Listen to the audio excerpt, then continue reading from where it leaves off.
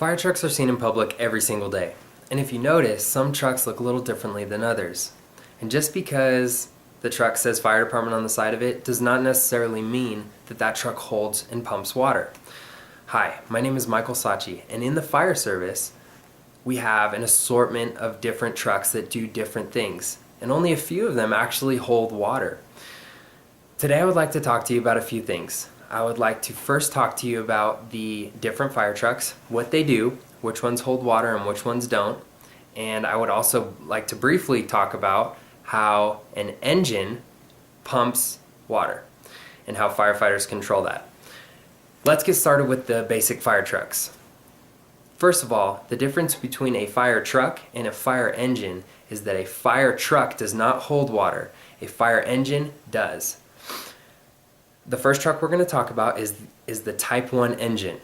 Now, the Type 1 engine holds water because it's an engine and usually holds about 500 gallons of water, and it's mainly designed to respond to a structure fire emergency. It usually holds an assortment of different tools and is a little longer than most trucks. Next truck we're going to talk about is the Type 3 engine. Now, this is an engine again, also holds about 500 gallons of water, but it's a lot shorter because it's designed for a wildfire scenario. So it holds a little bit of less tools than the Type 1 truck, but has the same capabilities as it. It's usually four-wheel drive and has a pretty good turning radius. Next truck we're going to talk about is the water tender. The water tender holds about 5,000 gallons of water and does everything that a Type 1 or Type 3 truck do, except for its main job is to resupply other engines. So, for example, we'll set up a water shuttle scenario where the water tender, will go to a lake or a river or a fire hydrant, if possible, fill up, then go to the engine that needs water, and then fill them up, which is basically the shuttle scenario. So water tenders hold a lot of water and are designed to resupply engines. Next truck, hazmat truck. Hazmat trucks are designed mainly for hazardous materials emergencies, and they hold an assortment of different tools and equipment in order to respond to hazardous material emergencies. They also have a room inside the truck that is called a decon room, and in case anyone gets contaminated from a hazardous material, we're able to safely decontaminate that person in that room. So that's a hazmat truck. Next truck is a crew hauler. A crew hauler kind of looks like a bread truck or a bus, small bus, and it's designed to haul firefighters to a wildfire scenario. So we hold fire tools in there, wildfire tools, and it can normally haul 10 to 12 firefighters. So they normally have four-wheel drive and have a really good turning radius, similar to the Type 3, but they hold more firefighters and don't have water. Next truck we're going to talk about is the rescue truck. The rescue truck is just a truck, does not hold any water, and has every fire service tool you could think of in all the compartments. These trucks are meant for rescue scenarios, also any kind of medical scenario they can respond to. The next truck we're going to talk about is the ladder truck. The ladder truck is just like it sounds, has a huge ladder on top, usually a 50 to 200 foot ladder, but this is the one scenario where a truck holds water. It's called a ladder truck, but it holds a minimum of about 500 gallons of water.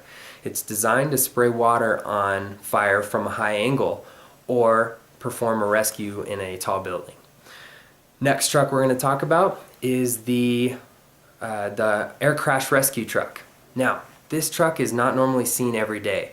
They're usually at airports, and they respond to airplane crashes or any kind of aircraft crash, a helicopter, anything like that.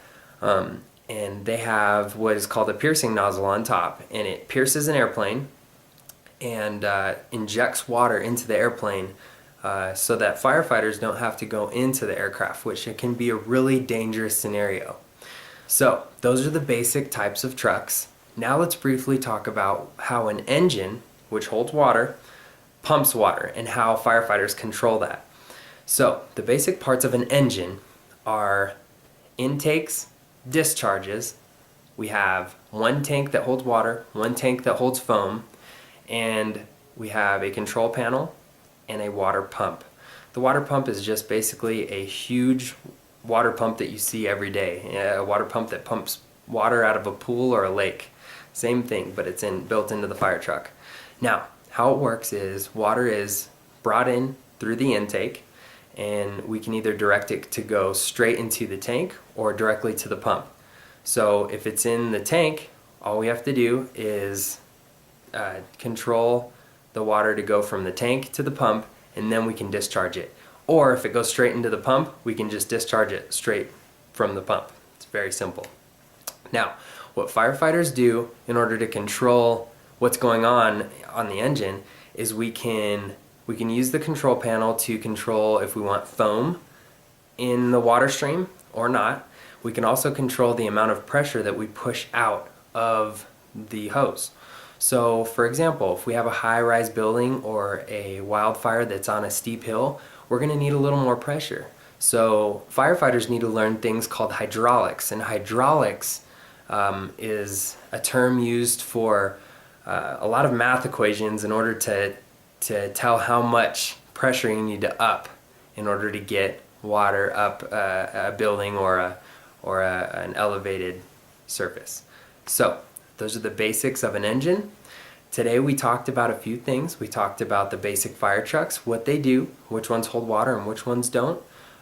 We talked about the engine and how firefighters control that in order to pump water and fight fire in a wildfire or structure fire scenario. All these things are really important things for you as the public to know, and the next time you see a fire truck driving around, you'll know a little bit more about what it does. Thanks for listening to my speech. Have a good day.